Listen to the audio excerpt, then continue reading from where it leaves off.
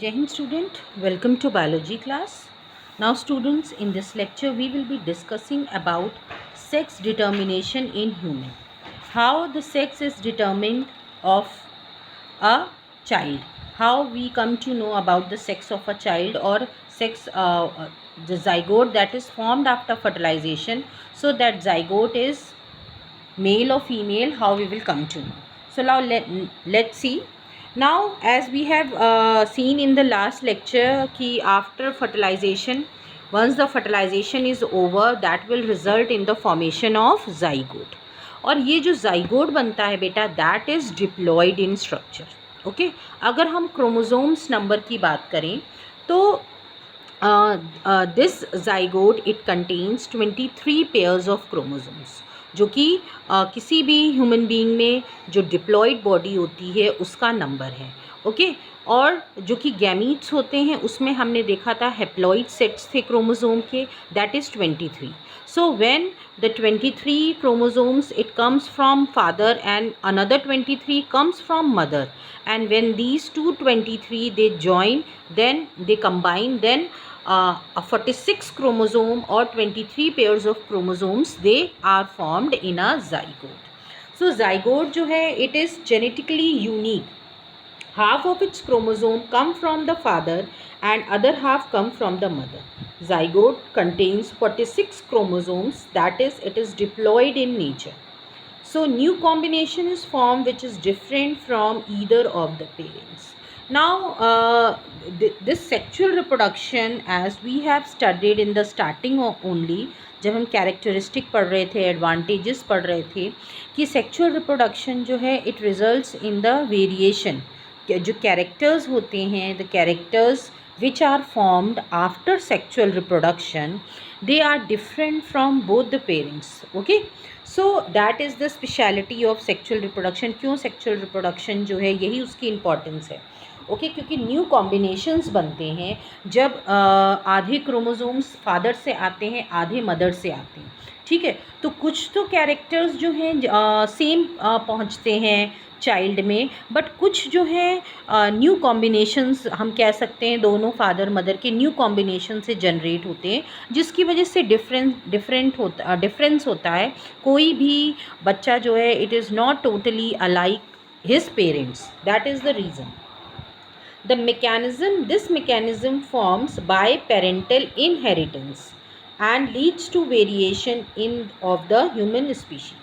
So इसको हम बोलते हैं biparental inheritance. Means bi means दो पेरेंट्स के कैरेक्टर्स को इनहेरिट करना, दैट इज़ बॉडी से ऑफस्प्रिंग में पास करना. ठीक है, मेन बॉडी से पेरेंट बॉडी से ऑफस्प्रिंग में पास होना. नाउ सेक्स डिटर्मिनेशन जो है, now we all know 23 pairs of chromosomes human being में प्रेजेंट होते हैं, जिसमें से 22 जो हैं वो ऑटोजोम्स होते हैं. ओके इनका कोई भी रोल सेक्स में नहीं होता है. लेकिन जो लास्ट पेयर होता है that is 23rd pair, that is different in male also and in female also. Okay so male में अगर हम बात करें तो मेल में जो है दैट इज़ XY और फीमेल में जो है दैट इज़ XX. ठीक है, तो दो तरह के सेक्स क्रोमोसोम्स हुए, एक X हुआ एक Y हुआ. और अगर हम पेयर्स की बात करें, क्योंकि last pair of chromosome is known as sex chromosome. Male की केस में जो है दैट इज़ XY, फीमेल की केस में जो है दैट इज़ XX क्रोमोसोम्स. तो अगर हम इसका जेनेटिक कॉम्पोजिशन देखें, ठीक है, ये क्वेश्चन बेटा इसी ईयर 2020 में बोर्ड में एग्ज़ाम में पूछा गया था और बच्चे बहुत कंफ्यूज हुए थे. उन्होंने जेनेटिक कॉम्पोजिशन पूछ लिया था जो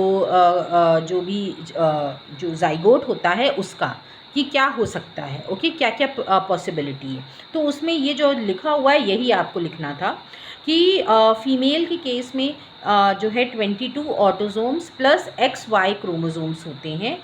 ये एक डिप्लॉयड बॉडी की बात हो रही है, अभी हम गैमीट्स की बात नहीं कर रहे हैं. ठीक है, तो इसमें कितने होते हैं 22 ऑटोजोम्स एंड एक्स क्रोमोसोम्स. ये हो गया फीमेल की बॉडी. ओके मेल की बॉडी की बात करें तो 22 ऑटोजोम्स हो जाएंगे एंड XY क्रोमोसोम्स होते हैं.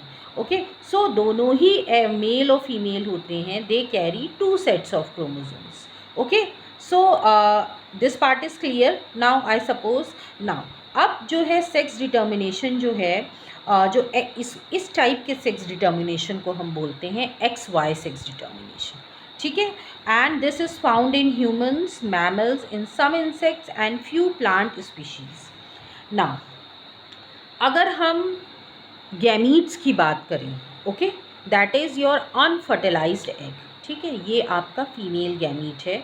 तो इसका जो जेनेटिक कॉम्पोजिशन होगा फीमेल गैमीट का, ठीक है, क्योंकि आपको पता है गैमीट्स में जो है हाफ क्रोमोसोम्स होते हैं, दैट मीन्स 23। तो यहाँ पे आप देख रहे हो 22 ऑटोसोम्स होंगे और एक एक्स क्रोमोसोम होगा, ठीक है। ये 50% गैमीट्स का, क्योंकि फीमेल में दोनों ही सेक्स क्रोमोसोम सेम होते हैं, तो यहाँ पे जो चांसेस को जो है टोटल जितने भी जो भी गैमीट्स बनेंगे सबका कॉम्पोजिशन क्या होगा 22 प्लस एक्स, ठीक है, ये कॉम्पोजिशन होगा क्रोमोसोम का। ना अब स्पर्म्स की अगर हम बात करें जो कि ये मेल गैमीट है, उसमें बेटा क्या होगा, उसमें आपको पता है कि मेल में 2 तरह के क्रोमोसोम्स होते हैं, तो इसलिए उसमें 50% जो स्पर्म्स, जो चांसेस हम बता रहे हैं, जो प्रोबेबिलिटी बता रहे हैं, ओके, तो दैट विल बी 50% जो है 22 प्लस एक्स क्रोमोसोम्स कैरी करेंगे एंड 50% जो है वो 22 प्लस वाई क्रोमोसोम्स कैरी करेंगे, ओके, जो स्पर्म्स होंगे। अब डिपेंड करता है कि कौन सा स्पर्म इसमें से एग के साथ फ्यूज़ कर रहा है।